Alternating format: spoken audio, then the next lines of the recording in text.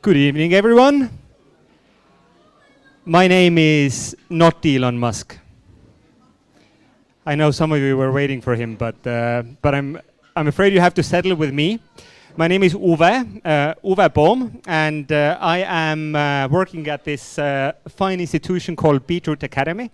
And I've come here to tell you about this very topic, which I'm sure you know already. Now, I can't say that I think like Elon Musk, but I try very hard. I'm not sure if I will ever reach any of his levels, but what I'd like to do today is to share with you some of the kind of techniques, the mindset, the philosophy that I've kind of picked up over the past couple of years when I've been looking at him closer. And my work at the Beetroot Academy has to do with strategy and fundraising. And actually, over the past 2-3 years, I've also been bootstrapping a startup in the field of financial management for non-profits. So I've been really trying to sort of delve into the philosophy and the mental techniques of thinking big.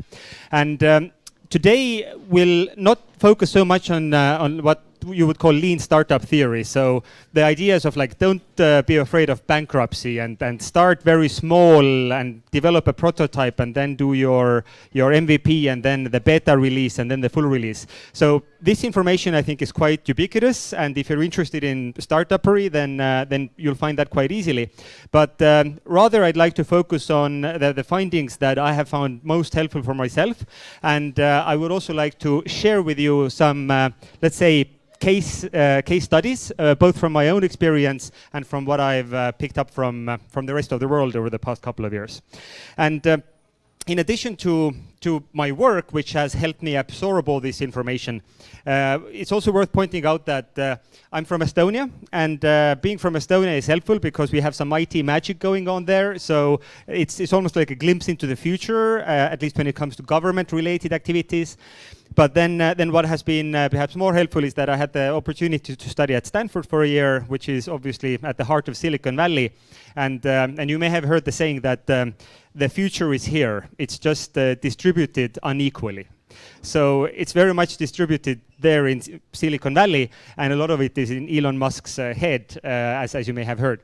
So these are some of the sources of my learning, and why I refer to Elon Musk this way. He's very much a symbol, and if you think about the range of companies he's founded, then it all kind of goes back to PayPal, which is the company where he made a ton of money. And then he has moved on to found Tesla, SpaceX. Now he has the Boring Company, which is for drilling tunnels. He's also come up with this Hyperloop idea, but he kind of gave that away for others to work on because he didn't have enough time. And then he's also working on neural laces, so basically how the brains could interact with computers directly. So this is a pretty impressive range of things, and you would wonder how exactly one can cover that. But there's one guy for us who is doing it.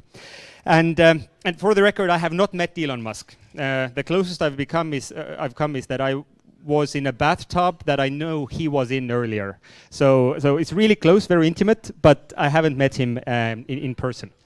And the reason why we're even talking about him in the context of Beetroot Academy is that we've now launched, this is basically the first of a series of events where we try to promote inspirational and visionary thinking, and not only thinking, but also doing.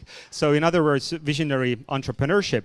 And that is something that the world, I think, desperately needs, because we have this massive onslaught of automation, artificial intelligence, machine learning, autonomous vehicles, and unless you've really been living under a rock, you know that your job is threatened right now.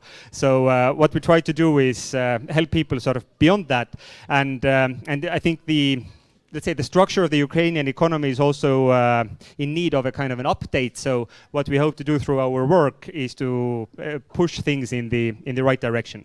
So that explains part of our drive. Also, an advertisement break. Beetroot Academy is opening up in Ivano-Frankivsk on the 1st of June.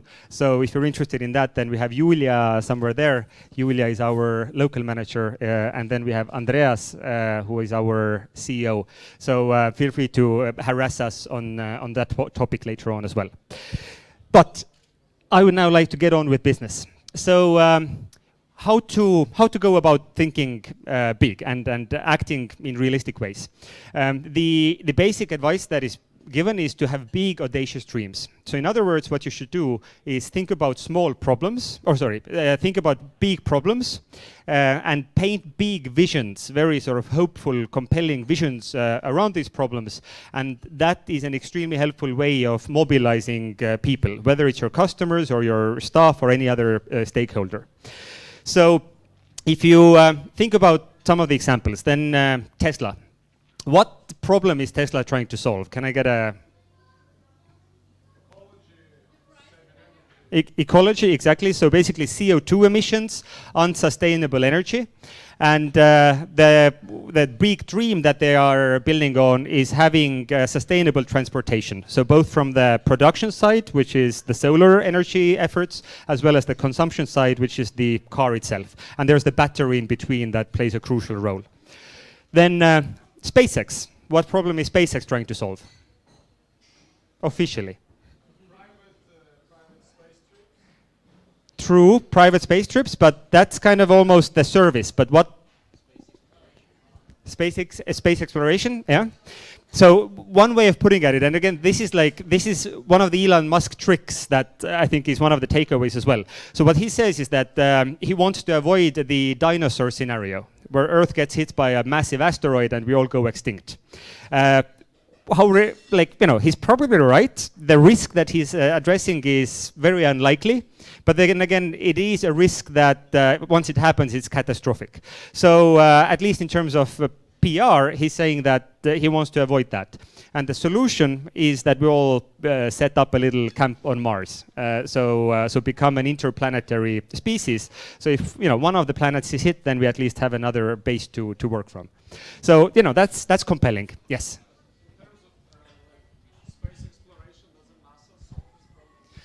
Yeah, so NASA has been trying to solve it as well, and I'm sure they're on it, but SpaceX is trying to give it a much more economical structure. And this is something that we'll discuss a little bit later on as well. So then there's the Boring Company. Who has heard about the Boring Company? I have a few hands, okay. So the Boring Company is what I guess you could call Mr. Musk's latest endeavor. And what I'd like to do here is now cheat a little bit and actually show a quick video from his TED Talk that was about a week ago. Here he gives you a quick idea of what the Boring Company is and how he goes about the big problem and the big dream.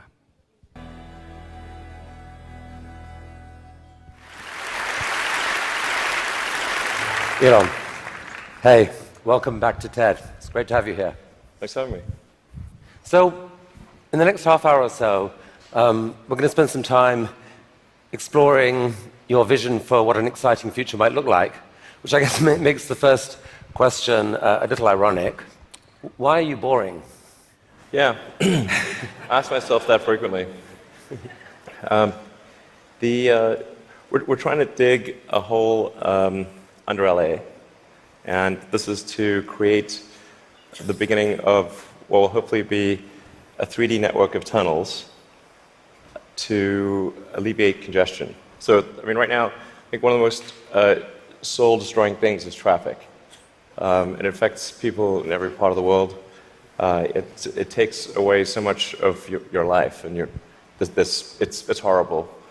It's particularly horrible in LA. I think you've brought with you the first visualization that's been shown of this. Can I show this?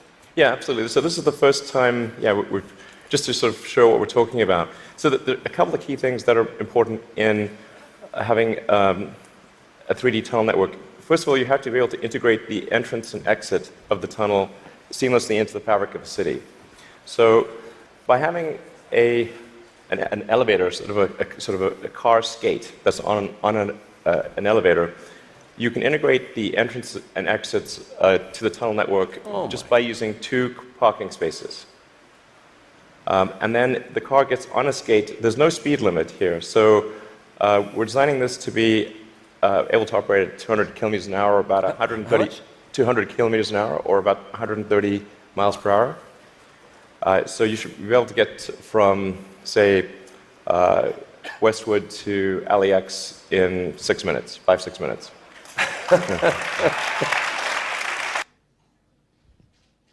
All right, so this was basically in 2 minutes, painting this big problem of how terrible traffic is, and then obviously he had the visual aids to get across what his plans are exactly. But you can see he takes this problem that he basically felt in traffic. He actually tweeted about it when he was in traffic. He was like, I think I'm going to start drilling a hole. So if you look at the tweets on the Boring Company, it's hilarious because he's in his car and decides to create a 3D network of tunnels under LA. So that's how he thinks.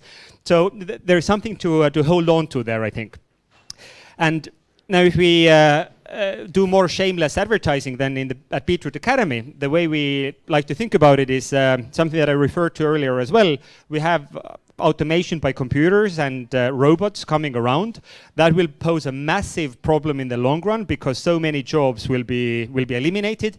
We can already see the political influence of people getting left behind. So whether you think about Trump being elected or Brexit happening, there is a strong reason. I mean, you can look at the historical industrial cities and how the voters for these two political movements comes from exactly there.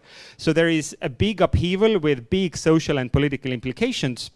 And then Beetroot Academy wants to kind of counter that, stabilize the situation through education, and through education that helps people start careers in IT.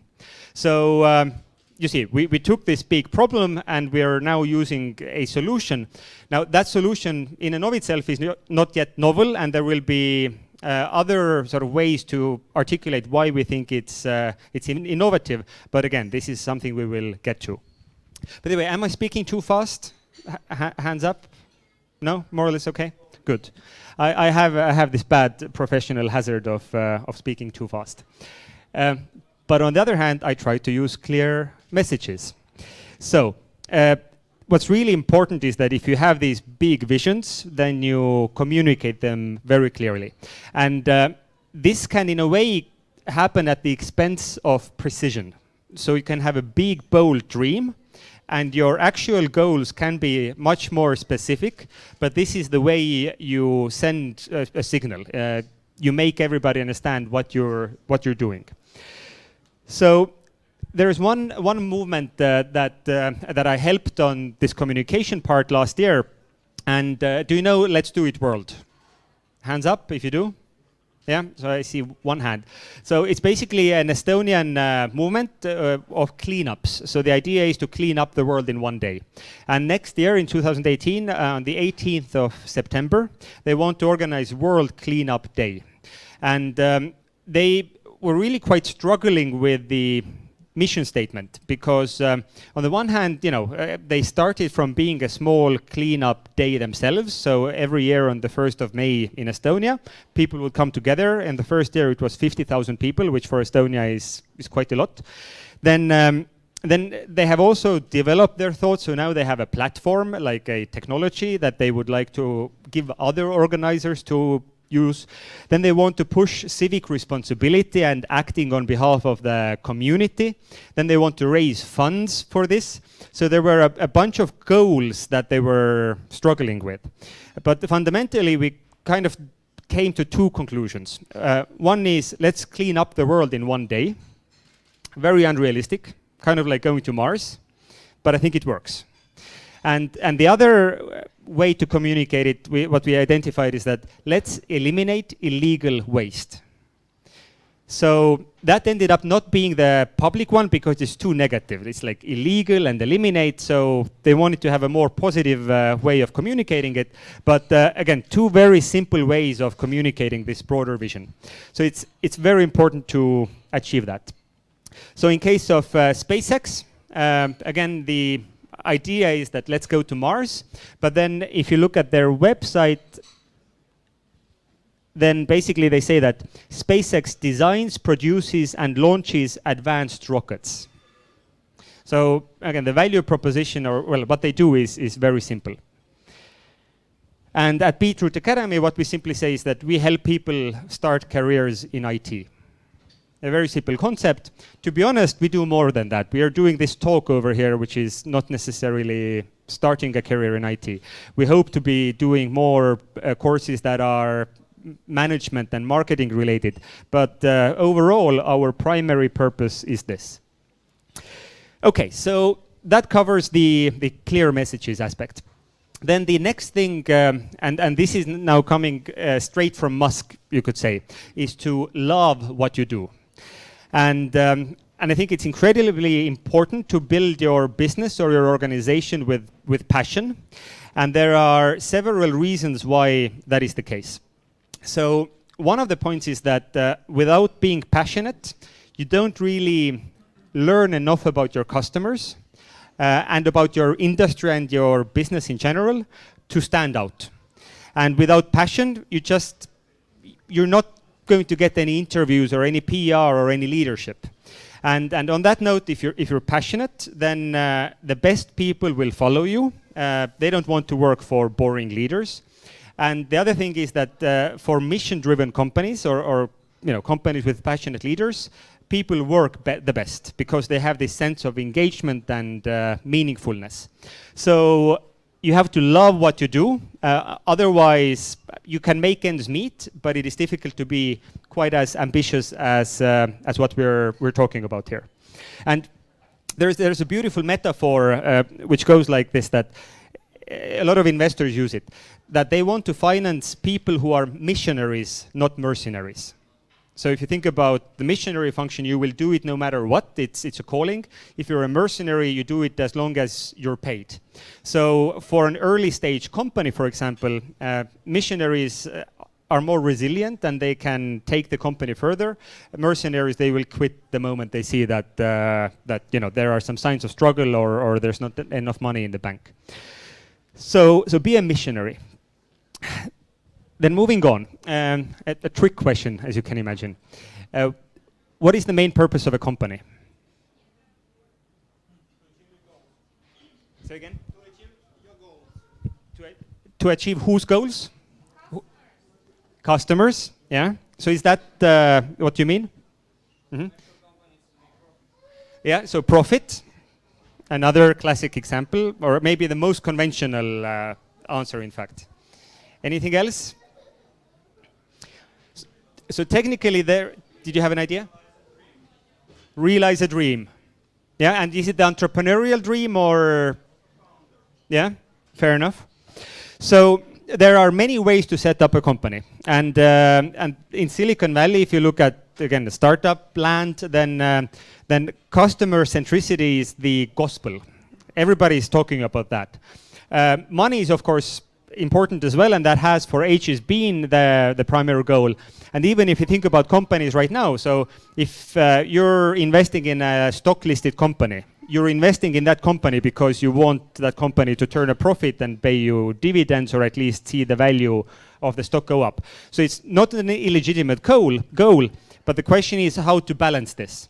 And what Jeff Bezos has said is that you need to obsess about your customers. So their behaviors, their desires, their wishes, their needs, that this is the lifeblood of an innovative company, to really empathize, sympathize with the customers. And there are many techniques to do this, but a lot of it comes down to design and design thinking. So not design in the sense of graphic design, that let's make a poster, but in the much deeper sense of understanding users. So earlier this year, Jeff Bezos, so he's the CEO of Amazon, what he wrote in a letter to his employees is how to maintain this youthful, young organization culture, even though Amazon is now 20 years old.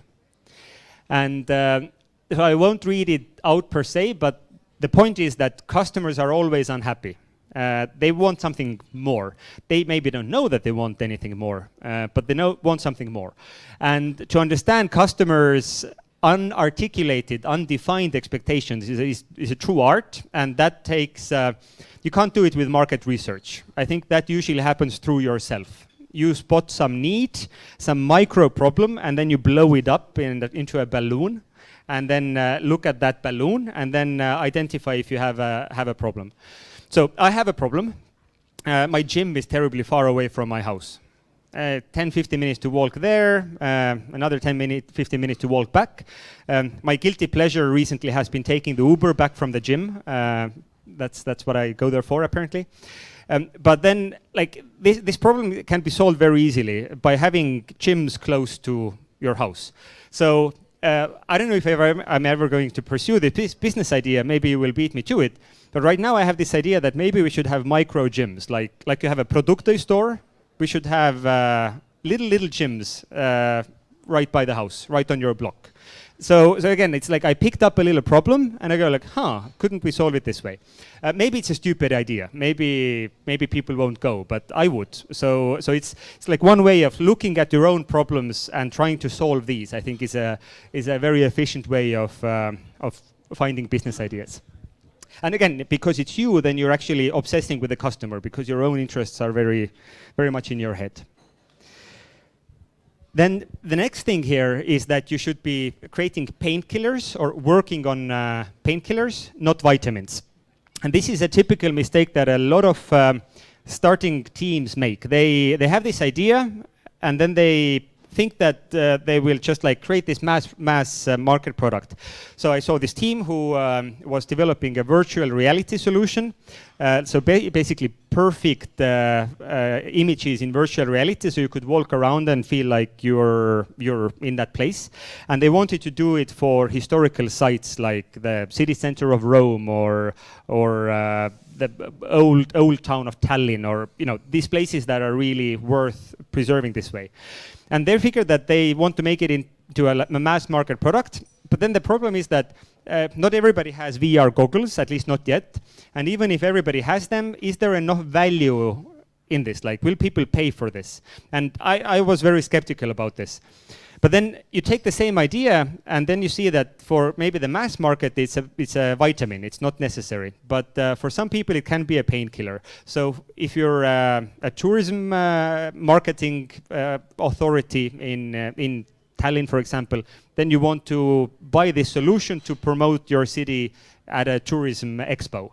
So it's important to define your problems and identify, understand exactly who you are solving the problem for. The same example I've seen so many times in education, like, let's make a website, then students can go there and learn about something. To be honest, students don't go to websites and learn about something unless it's Wikipedia. However, students, at least not on their own, but students will do it if their teachers ask them to.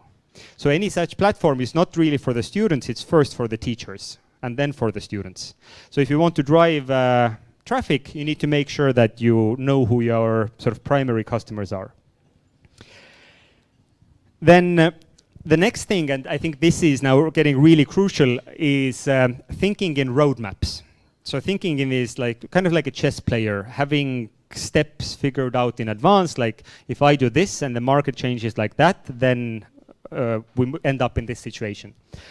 So these roadmaps, it can be changes in technology, in society, and in the business markets in general. So you have to predict these changes. And if you think about technological changes, then one of the big things that's going on right now is that computing is moving to the cloud.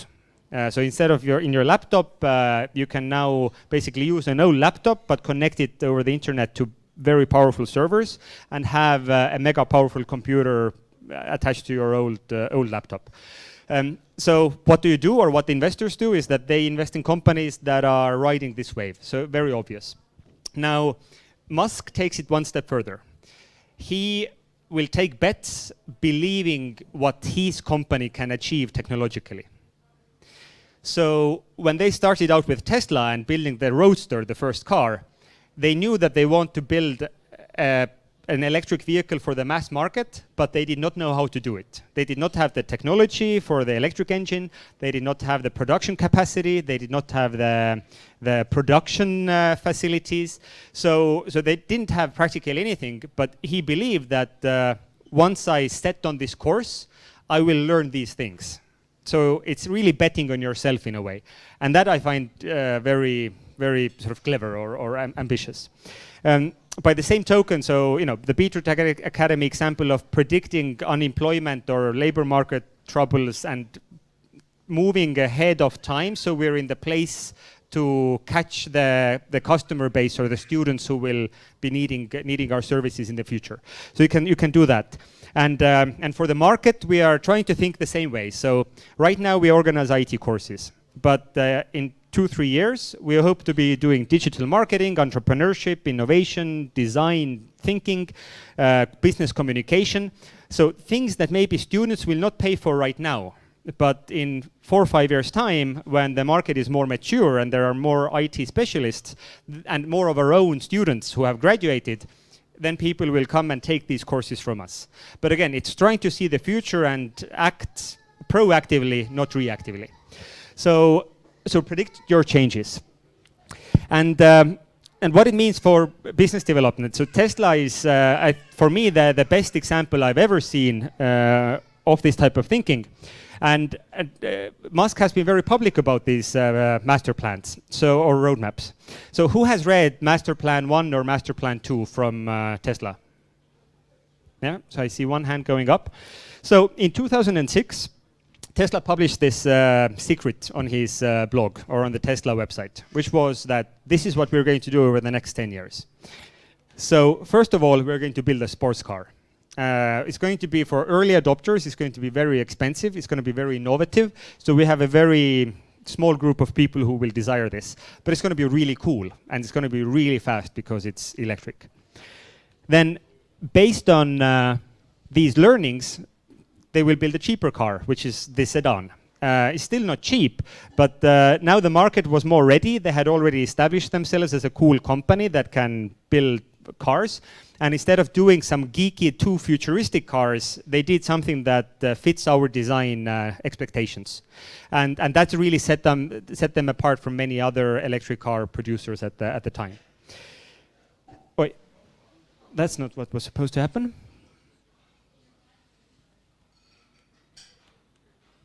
Then they moved on to building an even cheaper car. So there's the SUV in between as well, but Tesla 3 is then the cheapest car, which is going to be $35,000. Production should start in July. And that is a very different beast from the Roadster that they started up with. And again, they did not have the skills or the money or anything to make it 10 years ago, but now they're fulfilling exactly that promise. And in the meantime, supplying clean electricity in order to sustain these cars. So then last year he came up with master plan number 2. So this is what is happening for the next 10 or so years. And that is even more mind-blowing. So here we can see a very linear line, like, okay, like this is a straight shot. So here, first of all, they're advancing their solar and storage efforts. So maybe you saw the news, but they've now officially launched the tiles for roofs, solar energy collecting tiles, with guarantee forever, or a warranty forever. So I guess they will replace it if it gets old, but you will have you buy the roof once and you will have it forever if you want, which is like, what's just happened? Then of course there are the battery solutions, so building the gigafactory, first of all in Nevada, but they will build 4 or 5 additional ones around the world to service their factories. And again, gigafactory alone puts out more battery storage than all the other factories in the world combined. So again, like mind-blowing. There's obviously the Nevada like desert solar farms as well. Then they want to expand into the transportation business, so not cars, but trucks, so self-driving trucks, and small vans for public transportation within cities, so you can get more or less door-to-door services, like a marshrutka, but that goes to your place. Then in the process, there is the parallel effort of self-driving cars, which applies across the board. And now the kicker is that it's already in the terms and conditions of the Tesla agreement when you buy one, but you will be able to rent out your Tesla that is parking in front of your office, or whenever you're not using it, you can rent it out kind of like Uber style transportation. And you could also rent it out for an entire week or 2. It's all baked into the product, the software. You don't need to make any other agreements with other startups or companies. It's just like in an app say that yes, rent it out, and then it will earn you money, or it will earn you back the capital that you invested in your Tesla. So based on this idea, there is a Stanford professor who just said that by 2030, the global oil market will be slaughtered, because even if not so many cars will be replaced towards electric, then this model will mean that so many rides in America will be made on electric vehicles. So a disproportional amount in terms of the ownership of cars. And again, 13 years is a very ambitious statement. I'm sure he wanted to get a little bit of PR himself, so he said 2030. But the point, there's a point in there. And then if you think in roadmaps, then you can also think about your own life in roadmaps. So what Musk did is that he didn't have much money when he came from South Africa and then through Canada to the States. And he decided to make something out of nothing. So a software company called PayPal. Voila, he sells it a couple of years later, makes enough money to found something more revolutionary, which is then Tesla. And it's an incredible luxury to think that you can just make one company, then sell it for a couple of $100 million, and then make another bigger company. But that's practically what he did, and this type of career planning or business planning we can all do, basically. Okay, and then the other, I think, very, very important line of thinking is the idea of improving things 10 times, or that your innovation improves the current solutions tenfold. And again, to bring you a couple of examples, then we can start with the Boring Company again. So the same video, just a little later.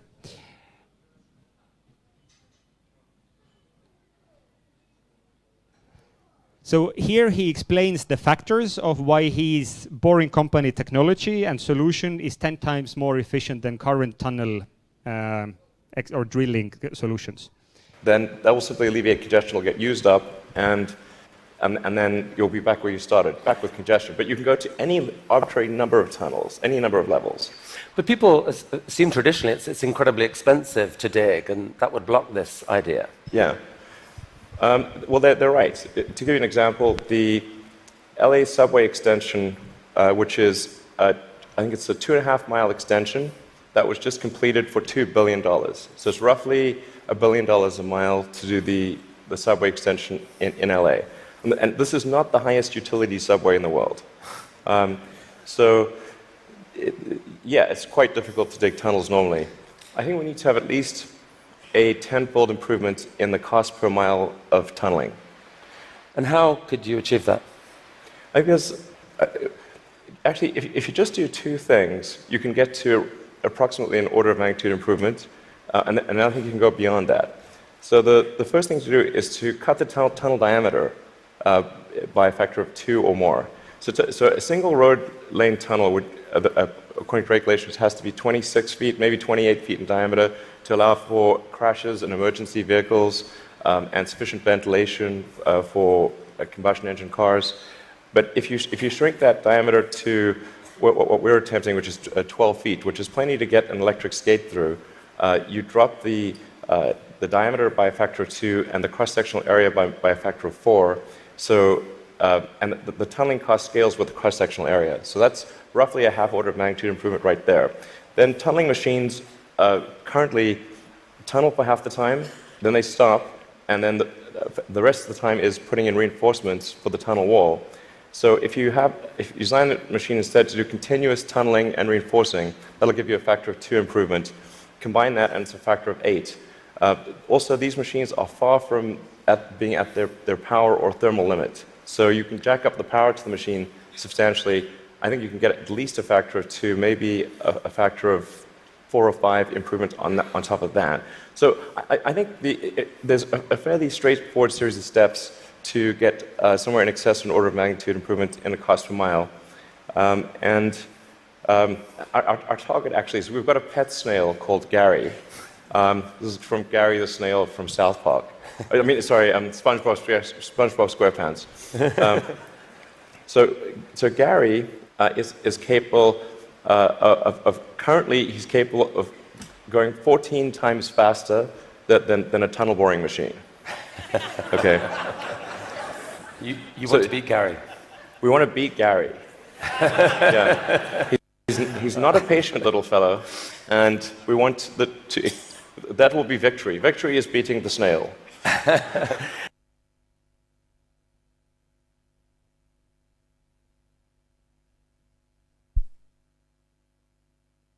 So you see, he's very ambitious. He wants to beat a snail in his movement. But you saw how he factored his improvements into these like little segments of like, oh, we can do this better, we can do that better, we can do that better, and it amounted to roughly 10 times. And this is something that Silicon Valley investors, again, really push for. But the reason why they look for this tenfold improvement is that this helps you get robust and strong demand for your products. So there are many ways to think about, like, what can you improve 10 times? The most obvious things are maybe you can cut down costs by 10 times. So there's an Estonian company called TransferWise. They do international money transfers. So if you need to change euros into dollars and make a money transfer in the process, then they will do it for roughly a tenth of the cost of a regular bank. And they have their own sort of mechanism behind it, why they can be so much cheaper, but it's a very straightforward case. Or if you can promise somebody a 10-time return on their money, then that's a pretty compelling idea. And that is something we actually kind of have in Ukraine. So again, maybe you have heard, but the idea that in IT, people make 10 times more money than the national average. And if you see how many schools like ours we have in Ukraine, it's like at least 70. Some are big, some are small, some are like only for their own company. But there are so many actors, and there is no other market in the world that is so hot. But I think it's explained primarily by this tenfold difference in the income that potential IT specialists can see. So to move on to the Beetroot Academy side, so how we like to think about the innovation that we're offering is along the same lines. So I'll just take you through the analysis, and you can make of it what you want, but bear in mind that the comparison is against universities. So usually universities are expected to help society keep up with labor market changes. However, universities really are a mix of research institutions and preparing people for the labor market. And they also have much broader humanitarian goals. So what we say is that universities are extremely important, but they don't fulfill this one function of preparing people for jobs as well as we can do. So our thinking is that, first of all, we have a strong online component to our courses. So 50% of the course happens online. This adds maybe 3 or 4 times improvement to universities because a lot of the learning happens at a very flexible time for the student. It happens, we can update the course materials very quickly. We can standardize the quality across many locations, and we can keep the cost per student much lower than any university which has one professor developing one course for like maybe 1 or 2 groups every year. So this alone is massive. And again, it's not like we invented the internet, we're just using the internet to deliver this improvement, but very important. Then the second very important thing is that as far as we know, we're the only non-profit IT school in Ukraine. So being a non-profit gives us at least 2 or maybe 3 times improvement. One is that we don't need to turn a profit, and instead we can maximize quality, as long as we are self-sustainable in that sort of thinking. But that means that we maybe are a little bit better than most of our competitors. And the second thing is that we can work with grants. And grants are something that most of our competitors do not have access to. And we use them very carefully because we don't want to destroy the market for ourselves or for others. But we do use money to give scholarships to some students. We use the money to invest in new courses, starting up new locations. So there are these like one-off investments that we do. And ultimately that reduces the risk and gives us more capital to expand faster. So that's hugely important.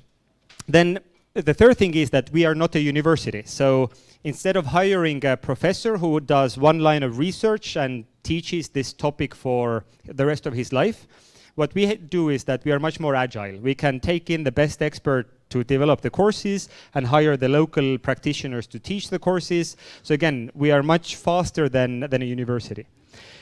Then also what sets us apart is that we're planning to have 20 or so locations in Ukraine. So we have the economies of scale.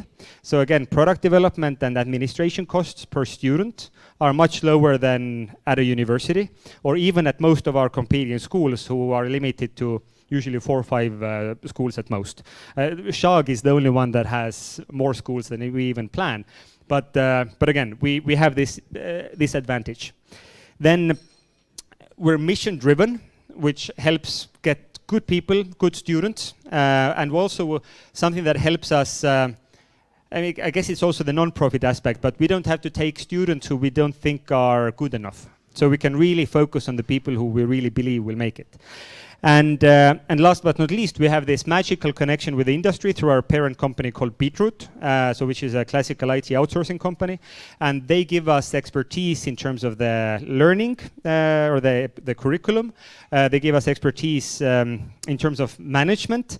We have a lot of support in terms of either donations or loans from the parent organization.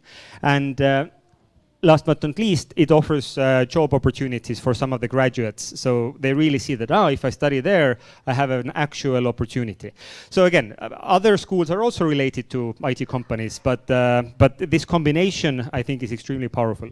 So overall, I've calculated that we are 5, 6, 7, 8, around 9 times better than a university at what we're doing. I could invent some more and get 10, 11, but I decided not to. So anyway, advertising aside, it's this type of thinking or analysis that you should do with your ideas, whether it's a company or a movement or your own personal development, that would really change the game in a way that there is demand for your products. All right, and last but not least, there is this idea that successful people are like unicorns. They're out there, we can't be them, they're so special. From Estonia, I can really tell you, the people who founded Skype, TransferWise, some of the new cool startups, I look at these people and I go they're not that special, even though they've now created basically million or billion-dollar companies. So it's somebody who has a lot of morale or motivation, who has a good idea, but luck is very important. But really execution is much more important. And you can't be stupid about it, but even without being a genius, I think it's possible to push a company and do something that is very realistic. Sometimes people even say that too smart people are held back because they see all the risks. And they go I can't do this because that will happen and that will happen. So it's called analysis paralysis. And that could indeed hold you back. So successful people are people like everyone else. And then bear in mind that success is not the result of one big breakthrough, a discovery, a genius product that you come up with, but rather it's the product of many small wins.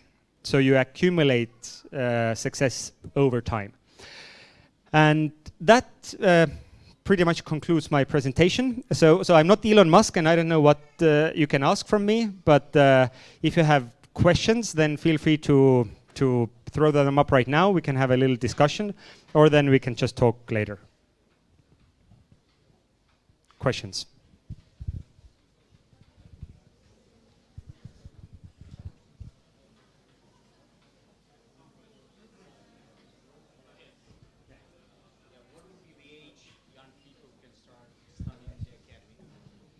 So at Beetroot Academy specifically, we usually say you have to be a young adult. So there's no hard age, but at the end of high school is the earliest we've taken students. Sorry? Usually after high school. But we have, I think, a guy who joined us at 17 and became a team lead in our company 1 or 2 years later. But he's a boy wonder. Okay, so Andreas is saying that the range is 50 or 17 to 57.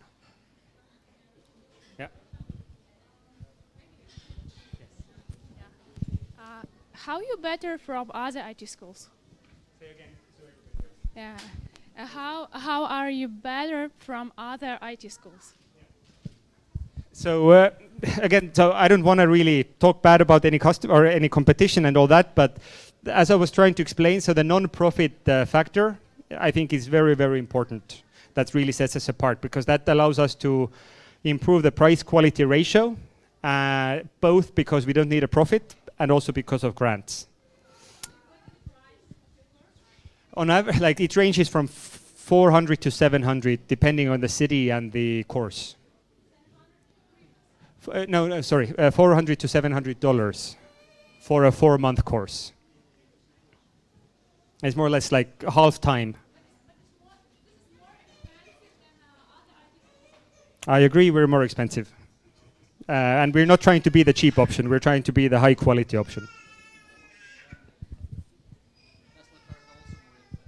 Sorry? Tesla cars are also more expensive. Yeah, Teslas are also more expensive. Yeah, that's one way of putting it. Let's put it this way, if we did not have the non-profit motive, our courses would be even more expensive.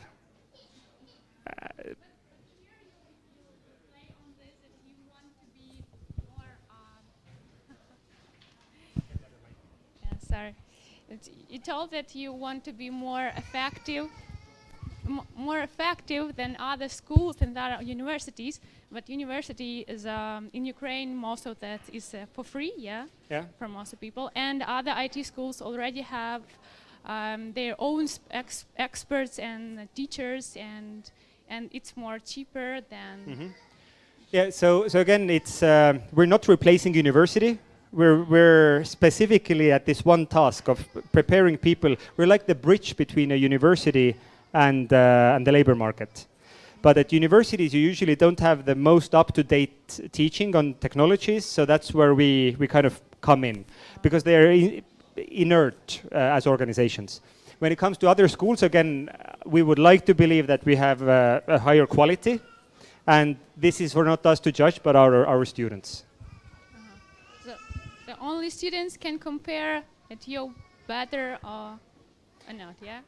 Well, yeah, there's no real objective way for me to tell you that we are better than this school or that school, because I haven't been to that school and I'm a little biased. Okay, thank you. Andreas? Yes, one thing we take a lot of pride in is our employment rate. So around 70% of our students get a job in IT, which is not a bad rate.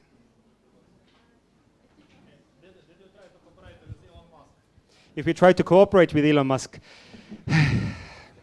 I'm trying to find if there is a way to answer yes to this, but I can't find the answer. So I have to go with no.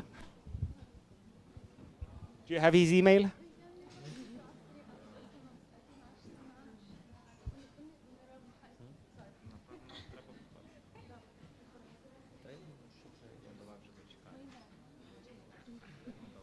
All right, but if I don't see aggressive or less aggressive questions coming up, then what I would suggest is that we conclude the talk. Again, we'll be hanging out here. If you want more questions or information about the Academy, we're obviously here. If you want to brainstorm on strategic or visionary entrepreneurship, then I'm also at your disposal for the next sort of 10-15 minutes. Thank you very much.